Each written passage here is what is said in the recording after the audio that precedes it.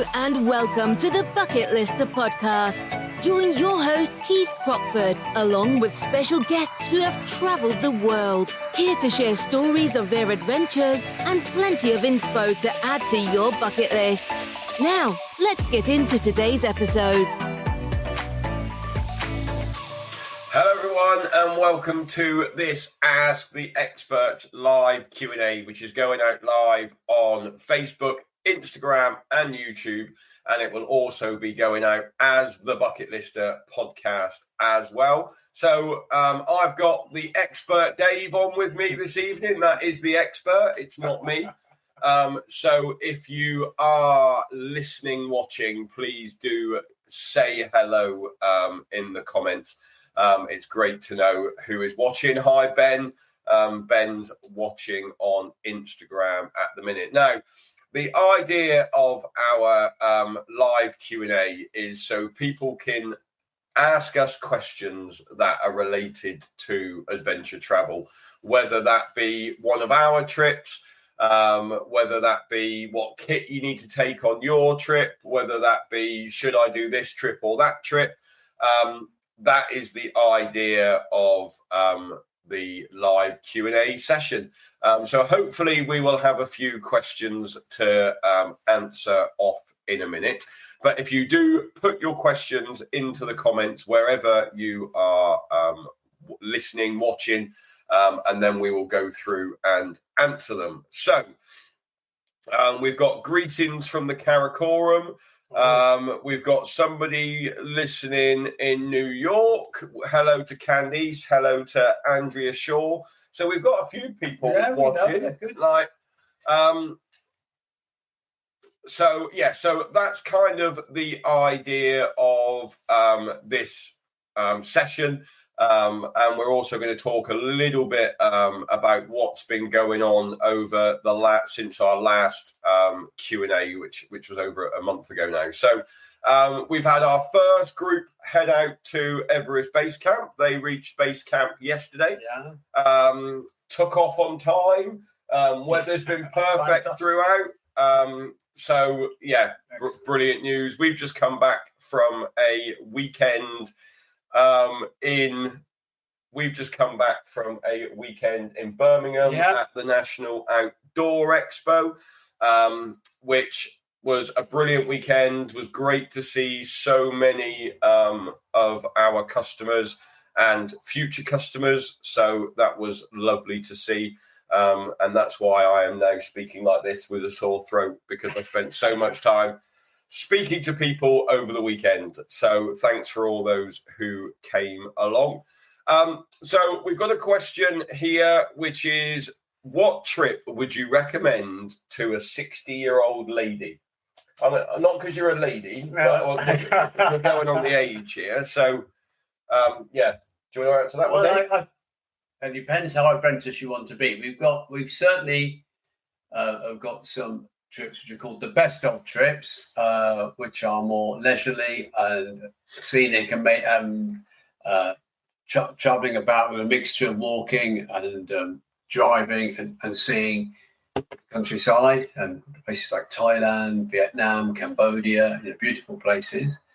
And if you want something that's just a tiny bit more rigorous than that, I would recommend, which I have done before, is the Sahara Trek, which is roughly over 8 days total. That's with flying out and flying back.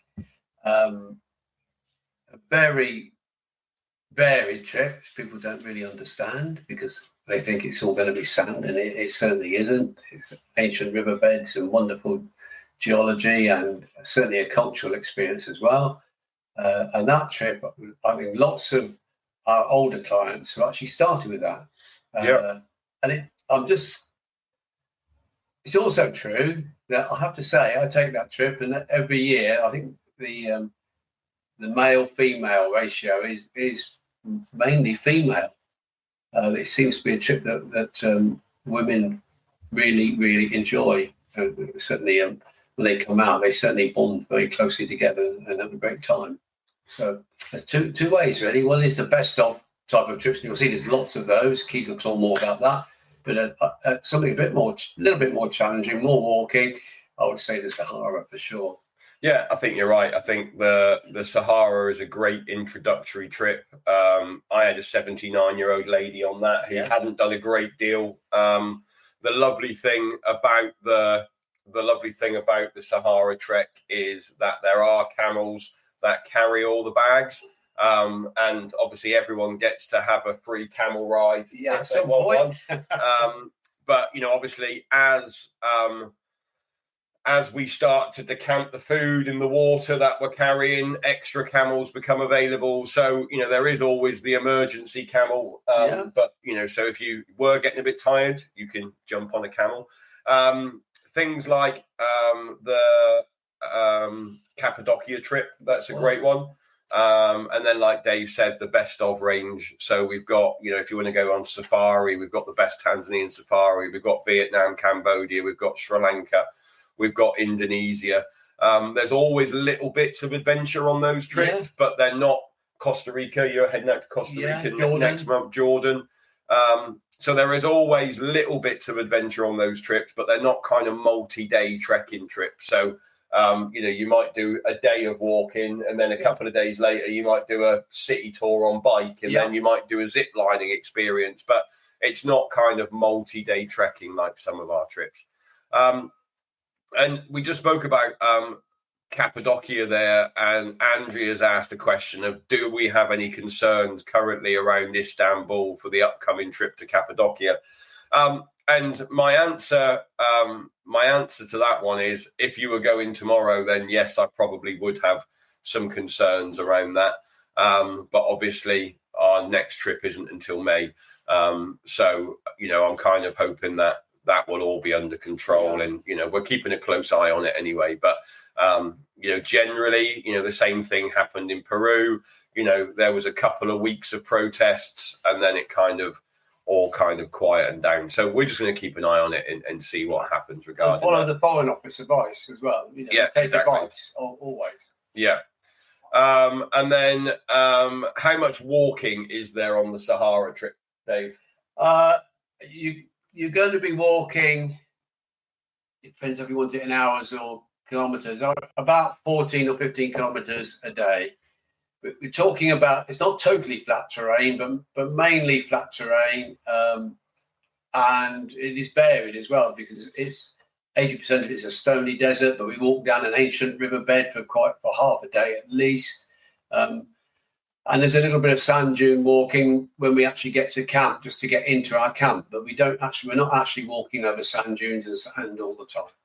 And it's only really the first day, isn't it, where we go up over.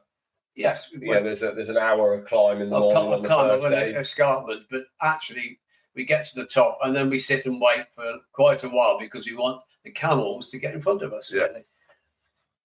Really. Someone's just asked, when is the best time to go to Everest Base Camp? Well, we got asked this a lot over the weekend, didn't we, actually?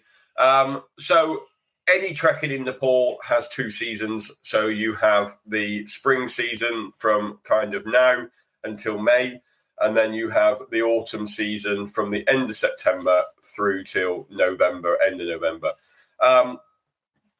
We're actually pushing our autumn season a little bit later, because recently we've seen that actually the weather can still be quite wet. Monsoon season is our summer in Nepal. And what we've noticed over the last few years is that seems to be creeping more and more, a little bit later. Now, there are various other things to consider with regards to this, and what is your purpose of going to Everest Base Camp. If you want to go and see Everest Base Camp as a base camp, in terms of the city that it is when all the climbers are there climbing Everest, then you're really going to want to go in the spring season, because the majority of people most people, very few people climb Everest in the autumn. Most people are climbing Everest in the spring. And generally the weather window for them to do it appears around the middle-ish of May. That's when the jet streams drop to allow people to actually go to those altitudes. So any time sort of between April and middle of May. If you want to see base camp in all of its glory, then that is the time you want to be there. Obviously, that tends to be the busiest time. So if you want to be going and trekking it when it's quiet, and actually you want to go and see Everest and be in the mountains, and you're not so bothered about seeing the base camp, then the shoulder periods or in the autumn season then is the best time for you to head out. And then that would be the same as if you were looking at, the Three Passes or Gokyo Lake or whatever. Someone's commented there saying that they're on EBC with us in October. Oh, lovely. Like I say, we've just had a group summit get to Everest Base Camp yesterday. They had a great result. We lost one through. She had a respiratory infection at Dingboche and couldn't continue, unfortunately. But she's all back in well and everything now. But the rest of the team all got up to base camp. So that's good news on that one. Okay, so like I said, if you've got any questions, please do add them into the comments and we will answer them for you. While we're just waiting to see and get some more questions in, because I think we've covered off everything so far, I just want to say about our 2027 trips. So they launched last Friday together with our new brochure. So you can get onto the website and download a copy of the new brochure if you haven't already done so. And like I say, our 2027 dates are now live. We're a little bit late launching them this year. In the past, we've always launched them in January, but we've actually pushed that out to March this year. So I know there was a lot of people kind of, when are you launching the 2027 date? And the reason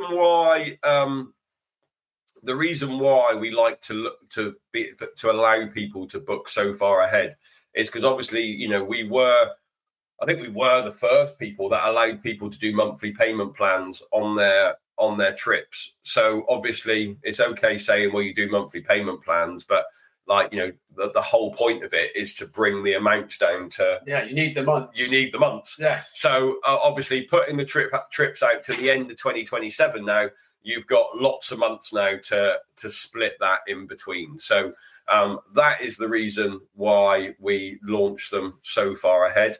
And I know, we've got, I spoke to so many customers over the weekend at the National Outdoor Show who were saying, I need to think about 2027 now because 2025 is booked out, 2026 booked out. Now I can think about 2027 in those. But of course, then they start asking the questions of, this is Tom Lloyd, this is. But when are you launching the new trips for 2027? Yeah, the brand new ones. So they will be coming soon. That's all I'm going to say there. But do check out the website. And like I say, there are going to be some new trips coming in the coming months. But let's just get these 2027 new dates out there first. So someone's just asked here, what are your footwear recommendations for the best of Costa Rica? Footwear? Well, first of all, you're going to need something like sliders or flip-flops for the evening because it's going to be hot and warm and humid. During the day, though, you could get away with trainers mainly, but there is some walking through the nature reserve. And for that, I think you do need a pair of maybe what we call approach shoes, some heavy, strong trainers for that, really. That's what I'm going to be taking. I shan't be taking boots, walking boots, but I will be taking something that's rugged, not some lightweight trainers, but something heavyweight that's got a bit of go in them. Because there will be some walking, but in the evening, obviously, you just want to put sandals on, won't you, and flip flops or whatever you like to wear when it's really hot. So an approach shoe, kind of a stronger kind of walking shoe, and then a pair of sandals as well. Yeah. So someone's just asked, what was your favourite stop or tea house along the route of Everest Base Camp? Oh. Well, I don't. I think the cafe. Is it 44? 17. I can't remember. 4410. 4410. The In cafe Dingleshire. in Dingleshire. Absolutely welcoming. Free Wi-Fi if you buy enough coffee. The coffee is. I'm a coffee boy. It's really Coffee snob, I'd say. A snob. It's really gorgeous, and you are made so welcome by the owner. And it's a very comfortable place. It's as people say, it's got a great groove to it, whatever that means. But it is a lovely place, really lovely place. And it's like a little haven that afternoon after quite a bit of trekking, and it can be a bit grey and a bit hard sometimes. They haven't got it like that now, but it can be. And you go in there, and it's just peace and lovely and warm and welcome. Fire's going. It's just lovely. Oh, and there's a film playing as well, which you can watch for free. And that's it. You spend 2 nights there, don't you? You generally go there on the first day, and then the second day, then when you do your acclimatization walk, that's right. You're normally back for lunch, and then you've got a free afternoon. And that's the time to get in there and just recharge, ready for the next day. Well, and recharge your phones as well. Yeah, everything, because they let you recharge your phones for free as well if you buy a coffee. So mine, I don't know. I've probably got to say the Irish bar, isn't I? I wondered when we were going to get there. But yeah, I mean, Cafe 8848 in Namche, like a really nice place as well. Good cake. They also introduced the bangers in mash first, so that was a really funny story. So we were on our way back from Everest Base Camp, and I remember this because I was on Instagram and I followed Cafe 8848, and like they put up this picture of bangers in mash with onion gravy. And when you've just been on that menu for that amount of time, the standard Everest menu, and I just saw this picture of like home cooked luxury sausage and mash, and was like, I need that in my life.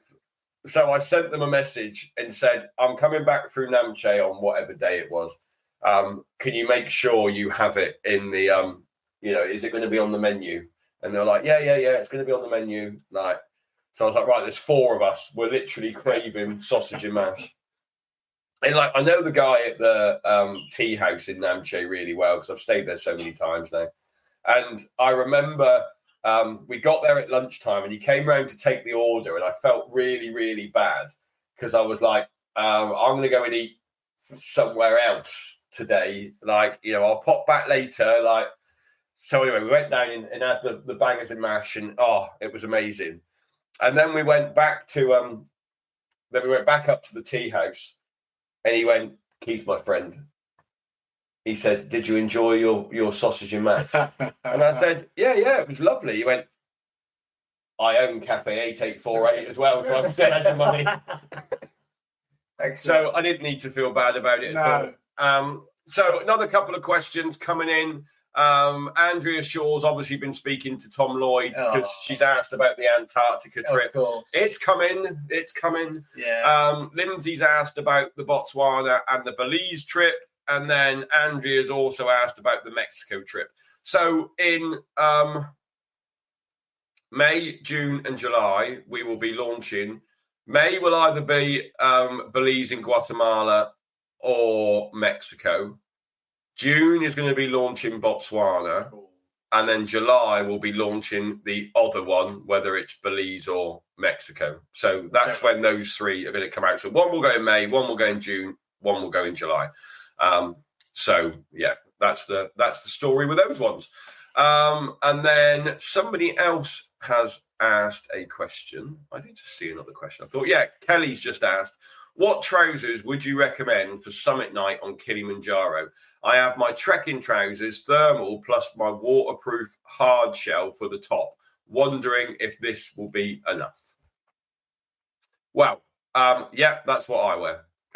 So, I mean, I depending on your trekking trousers, because I have a lighter weight pair of trekking trousers, and I have a thick pair of trekking trousers, and I wear my thicker pair for summit night.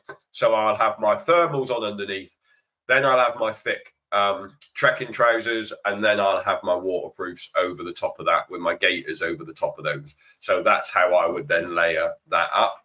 And then obviously as the sun comes up and you start to make your way back down, the chances are you will then lose your waterproof layer, and keep on the other 2 layers until you get back down to the first camp where you started from your base camp that night. So that's what I would wear. And you should be fine with that. Obviously, you are moving all the time. It's generally when it's summit night when you stand around, that's the bit you get cold. So, you don't tend to stop for very long for that reason, really. So what you've suggested there, as long as those trekking trousers aren't too thin, you should be spot on with that. Yeah. Elliot Hill, do you need any trainee guides? No, we don't, Elliot. Thank you very much for asking. Well, we need good ones. Sorry, Elliot. Only joking. With his wink face there. Yeah. Yeah, Elliot, please get in touch. We'll get you on a selection process. It would be initiation more like. Yeah. What do you fancy, Elliot? Trip to Nepal? I know you know that one quite well now. So. Okay, so if anyone else has any questions, then please do add them into the comments, and we keep scrolling through everything and answering them away. Just trying to think what we haven't got any questions, Dave. We need questions, don't we? We need questions. What's the one thing that you always take on a trip? I'm going to say hand gel. There we go. Always hand gel.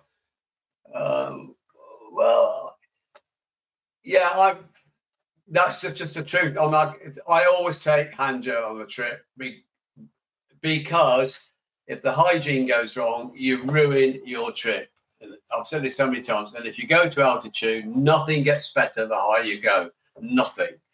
So you've just got to make sure you've got the right things. But I'm using hand gel as a catch-all, really. It's first aid kit with all the right things. Things for your feet, most importantly, because that's going to keep you going. Certainly making sure you've got your stuff for your stomach if you're unwell. But actually, prevention is the better part of it.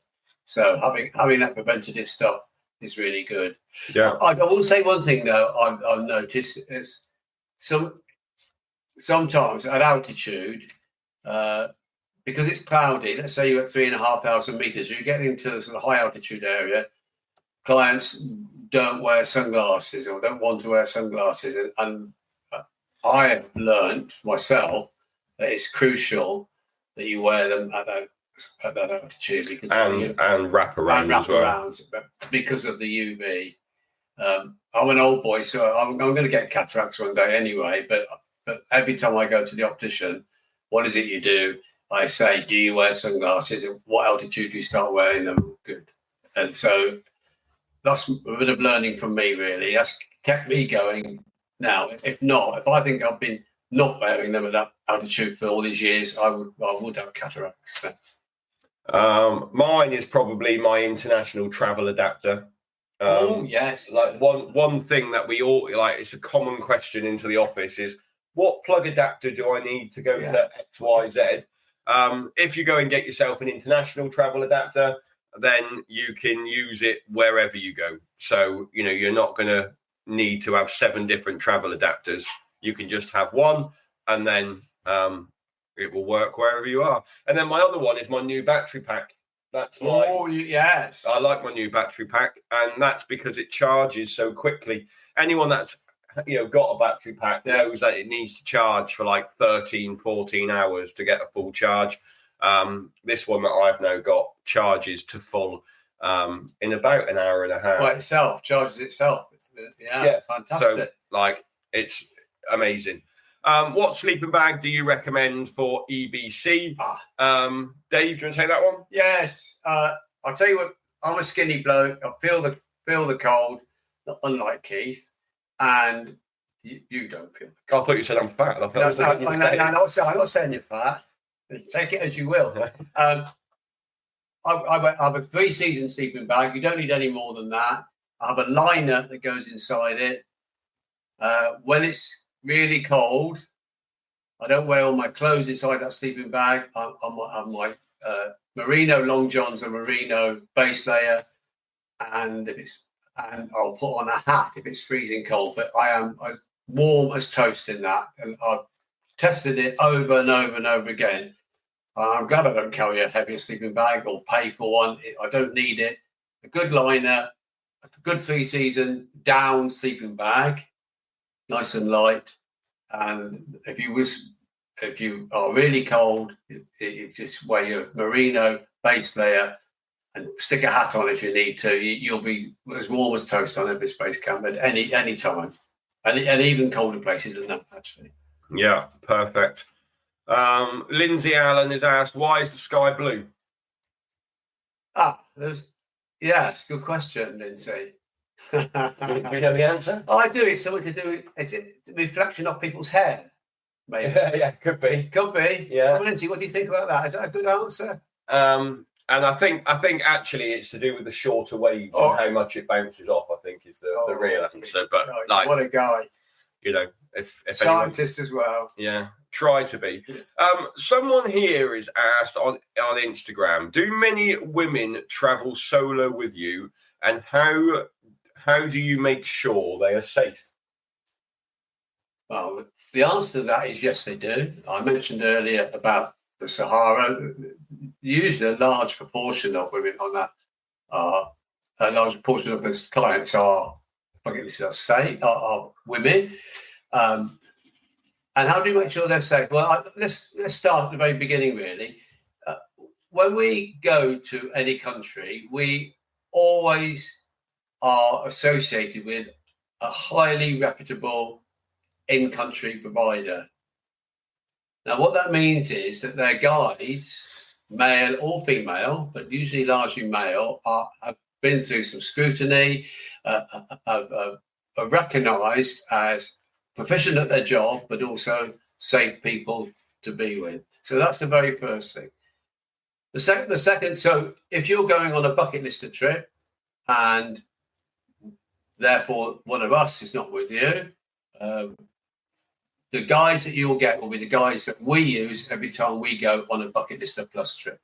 So that is the base, completely base layer. The second thing is, on the bucket list plus trip, there's always one of us, and our job is to make sure that you are safe, that you're communicated with well, you've got any problems are sorted out, that you don't, and if you choose not to, you don't want to talk to the in-country guides in particular, or raise queries, you can do that through us. So I think there's two layers to it, but the base layer is that we only use reputable guiding companies in the in-country. Yeah, and I think other things like, obviously a lot of solo travelers come on and they will come on a bucket list plus trip first. Yeah. So they have that, knowing that there's a UK guide there. Things like in the evenings, like no one ever gets left out and has to go out a meal on their own. No. If they don't want to, that's what we're there for. And we will go out and, we will say, we're going to this restaurant tonight. Who wants to join us? So nobody ever feels like they are left on their own. If people are going out and about, we always have a WhatsApp group. And if people are going off for a wander around the market, they generally put in there, I'm going to head off for a walk. Does anyone want to join me? I'll be in reception in half an hour. So it just kind of bonds it in that sense, really. So I don't think there is, anything to worry about. I think, it was really interesting because like last month I was on the gorilla trekking trip in Uganda, and I had 7 clients, I think, who had already done trips with me, and then there was 5 clients who it was their first trip with the bucket list company. And you kind of always worry a little bit because you're always thinking, is it going to be a bit clicky because we've got existing customers who already know each other.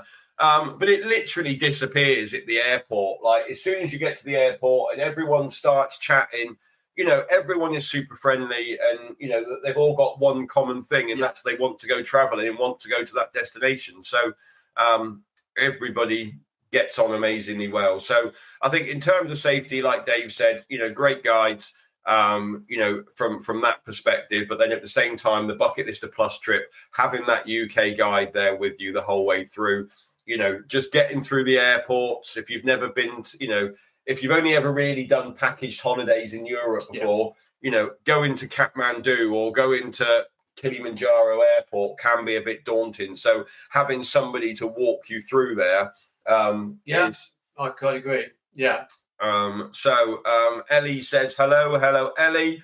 And Silas said hello as well. Oh, hello, Silas again. Candice has asked, "How do you look so good?" I think she must be talking about you then, Dave. Yeah, well, just it's trekking. He's 97. I'm wearing my sunglasses when it's very shiny. Yeah, and sun cream. And sun cream. Yeah. Lots of moisturiser. I drink sun cream. Silas said there, the guides are fantastic. I did the Sahara 2 years ago, and the local guides still wish me a happy birthday on Facebook. Yeah, I think that's how it works. That's how it works, and it is. Kind of, we know them all so well, and they want to be part of your trip. And I think the thing that I love about our guides is that they want people to succeed. I've seen so many other local teams that if you're having a bit of a bad day or you say you want to give up, they're kind of like, okay, then let's turn around and go back. Yeah. Whereas our guys are like, no, come on, it's still safe for you to carry on. Like, that's so there it is. Elliot Hill, what jacket would you recommend for Tootcow in October? I don't really ever recommend a brand because I think brands are very personal to people. In terms of what you really need, obviously a down jacket is great for summit morning, also in the evenings. Yeah. You want a waterproof that will go over the top of your insulated jacket. It doesn't necessarily have to be down. It could be synthetic or it could be down. And then kind of a lighter weight sort of soft shelly kind of jacket that, as a mid layer almost. Yes, you just want to be able to have multiple layers that you can sort of add and take off easily. What you don't want is one super thick jacket that if you take it off, you're too cold, but if you're walking with it, then you're too hot. Yeah. So you want to be able to sort of layer up and do it that way. Is Kilimanjaro harder trek than Tootcow, as in the terrain, not the altitude? I think they are about the same in terms of the terrain. Even coming down, do you think? Maybe longer, but it's still depends which route you're on. Yeah, of course it does. Yes. But in terms of the actual physicalness of the trekking itself, I would say they're quite similar. Obviously, then the altitude plays a big part. Leaving at 1 o'clock in the morning plays a huge part to people rather than 5, 6 o'clock on Tootcow.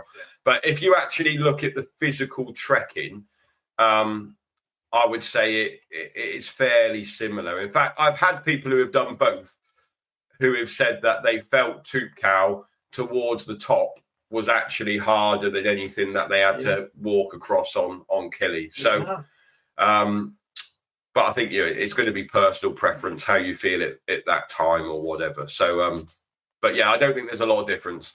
I think obviously the altitude plays a huge difference, and obviously the time you leave plays a massive difference as well. That makes Kilimanjaro harder, but not from a trekking perspective. Good. Okay. What we got? There we are. Andrea's just said, I personally found Tootcow a bit more challenging. Yes, and the last group I took said the same. Yeah. So Kelly's just said she's got a few people who've said the same to me. I'm booked in June for Kilimanjaro. Can't wait. So perfect. You'll be fine. If you've done Tootcow already, then just keep going. Just keep going. And and as I always say, with Kilimanjaro, the trek up to base camp before you go for the summit. So many people are like, well, I don't know what people talk about. This is super easy.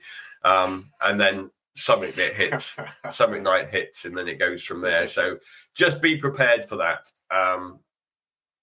But yeah, and I think, conditions on Tootcow can be a lot worse, challenging. Definitely, especially early just because you're in a mountain range, rather than it being a standalone mountain. That kind of is more unpredictable there as well. So yeah. Okay then. Well, I don't know if there's any more questions coming in, but we've managed to go over our 30 minutes. Oh, wow. And you've got to go climbing, Dave. I've got things to do. You've got things to do. Busy man. But there is for those who are watching now, there is a altitude center call at 7:30 where you can dial in and ask any questions about training for altitude, or what the effects of altitude are on your body. So if anyone wants to tune into that call, and we run those calls regularly every month as well. So if you can't make the one tonight at 7:30, then you can get jumped onto the next one. And I'm sure Tom will put a link into the comments where you can sign up for that one if you want. So as there are no more questions, and Dave, you need to head off and do your other things, we're going to say goodbye, and we'll be back next month with another live Q&A session. But until then, thanks very much, and we'll see you later. Bye. Bye. Thanks for listening to this episode of the Bucket Lister podcast. Be sure to click follow to be alerted for next week's episode. For more travel inspiration, check us out at www.thebucketlistcompany.co.uk or follow us on socials. See you next time.